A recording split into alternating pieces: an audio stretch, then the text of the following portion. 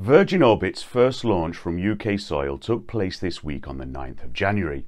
Except it didn't. Amid the fanfare and high hopes, there was an awkward admission in the launch coverage that the rocket had failed to reach orbit. So while the rest of the world ignored our declaration that we were about to join the list of space launching nations, we provided some pretty ropey coverage for a mission that started in the UK but didn't actually launch any rocketry from there. And it was only a spectacular watch if you're a plane spotter. As Paul noted on our Twitter feed, Virgin Galactic is a US company firing a US rocket from a US aircraft. And we can also add to that, the head of Spaceport Cornwall is Canadian. Go Britain. Why do we torment ourselves this way?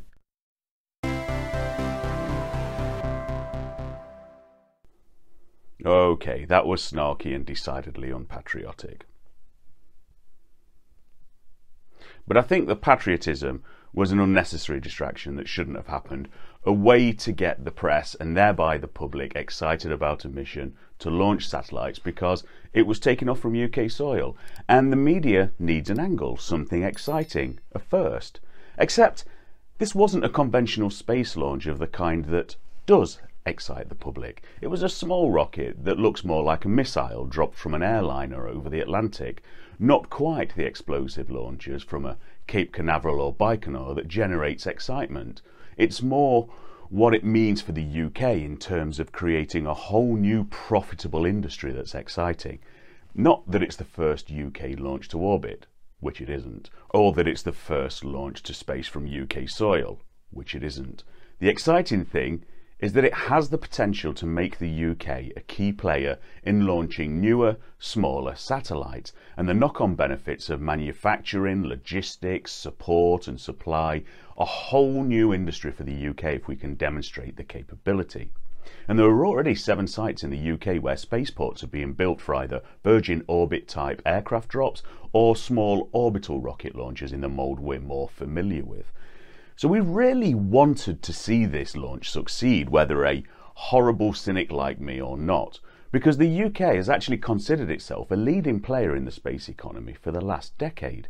The last few governments have seen space, especially mini-satellites, as a huge driver for economic growth. Companies like Surrey Satellites, which spun out of the University of Surrey, and OneWeb are well-known names advancing the development of space-based technologies. But there are now literally hundreds of newer UK companies getting a foothold in the space industry, many of them startups, as miniaturization and new launch options bring the cost of access to space down. We now see the UK producing world-leading expertise in Earth observation, telecommunications, space weather observation, satellite navigation and even orbital debris removal, with a goal to grow the UK's share of global space activity to 10% of the total global market by 2030. There were 47,000 people employed in the UK space sector in 2020, and that figure is expected to rise by at least 7% year on year, probably a lot more than that in the next few years. And what's more, like the green engineering revolution, the space sector is well paid. That's why we had all this jingoism around the Virgin launch. Politicians and industry players see this as the dawn of a new economic sector boom. So what happened? Everyone was aware of it in the UK because it was all over the news, perhaps not so much everywhere else in the world. But for anyone who wasn't swept up in all this, Virgin Orbit's Launcher 1 is a 2-stage rocket that fits neatly under a Virgin jumbo jet. So the rocket doesn't have to be bigger and more expensive. It's not launched directly from the ground, but the 747 gives it the benefit of a 31,000 foot altitude and 536 miles per hour horizontal velocity boost. Not dissimilar at all to Northrop Grumman's Pegasus rocket launched from underneath the Lockheed TriStar aeroplane. Launcher 1 should be able to carry a bit more mass to space, but Pegasus has already launched successfully 40 times since 1990, including 6 NASA satellites. But the big difference, like everything in space these days, is cost. Launcher 1 should cost almost a quarter as much as a Pegasus space launch. That makes it more affordable to a wider market.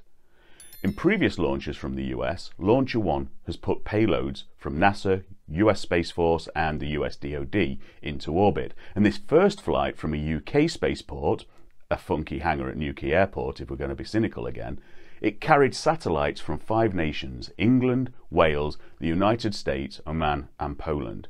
9 satellites in total from both commercial and government customers. And if you weren't watching the event live streamed on Virgin Orbit's YouTube channel, you missed a real treat.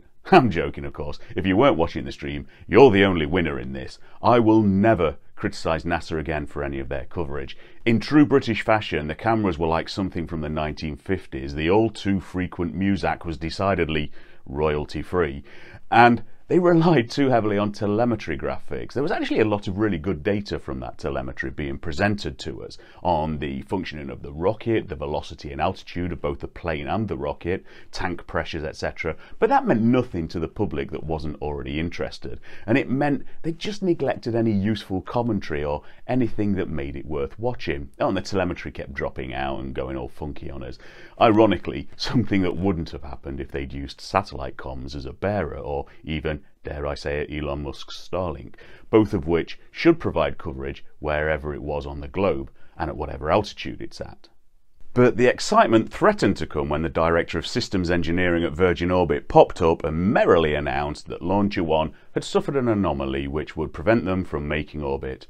But true to type, even that was deadpan, and they just cut away to more soulless Muzak and videos of the 747 landing back at Newquay Airport. Sorry, Spaceport, Cornwall. In fact, the only excitement from the whole sorry episode was someone in the Canary Islands capturing Launcher 1 and its valuable satellites prematurely burning up over the Atlantic Ocean from a beach in Lanzarote. And a few days later, we got a bit more information from Virgin Orbit, but it would have been good to see them being a bit more transparent about this. Maybe they don't want to preempt their more thorough investigation.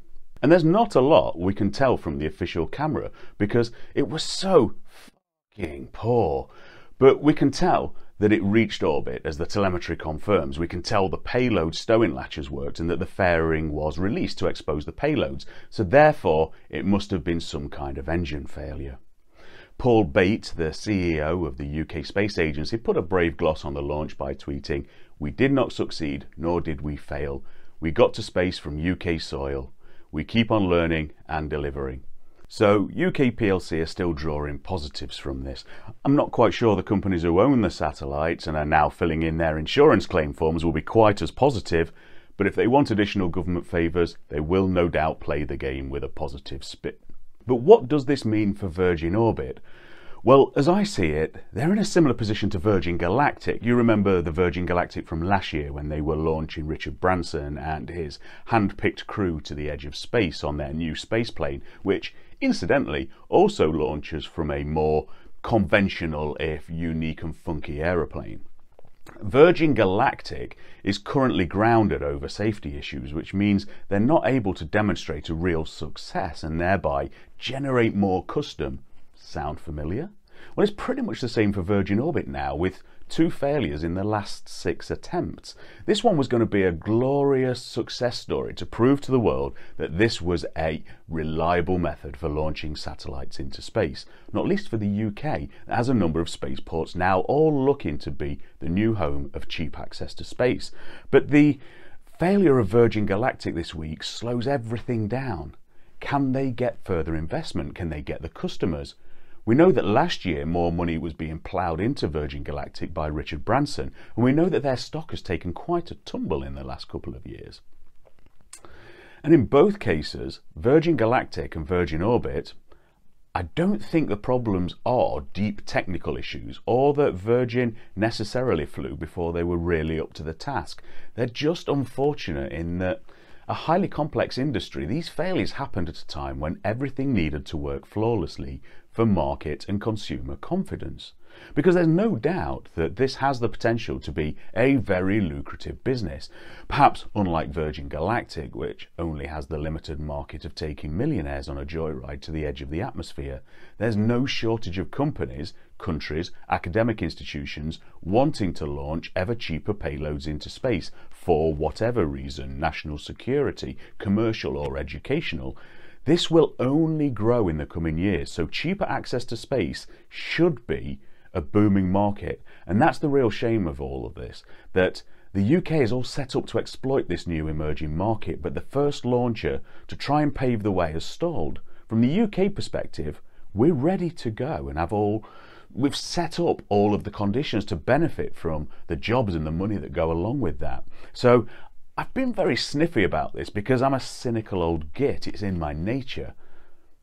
But the reality is something like this. We really want it to work because of the benefits it gives us in terms of a new industry, a new economy, and tens or even maybe hundreds of thousands of jobs, indirect and direct, it'll provide to the UK. But this wasn't the first launch to orbit for the UK. That was done in 1971 when the UK designed Black Arrow rocket and launched a satellite called Prospero into space from Australia. That's still orbiting now, and you can actually see it in the night sky with binoculars. And neither is it the first to launch from UK soil, because the rocket ignited over the Atlantic Ocean, nearer to Ireland than here. But despite the failure of this mission, no one's to blame. Virgin are doing a great thing in being the first in what will hopefully be a succession of UK-based space launchers opening up in the UK space tech industry. The media were trying to hype it up and get people to take notice of something notable, very laudable, and the politicians were all trying to enable a new industrial sector for the benefit of the public. I'm genuinely only being cynical because, well, I'm always cynical, it's in my nature. Okay, one more jibe. The mission was called Start Me Up, named after the famous Rolling Stones song. Virgin Orbit's owner Sir Richard Branson said, "I can't think of a more perfect name for the first launch from the UK." My take, given the failure, perhaps they should have called it Get Off of My Cloud. Cheap gag, sorry. Before you go, you want to know more about the burgeoning spaceflight industry, take a look at these videos here.